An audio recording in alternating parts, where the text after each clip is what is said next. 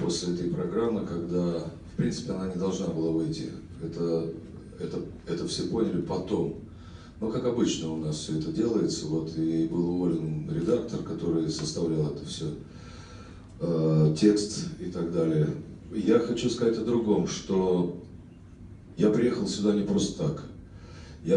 Потому что, можно было не поехать.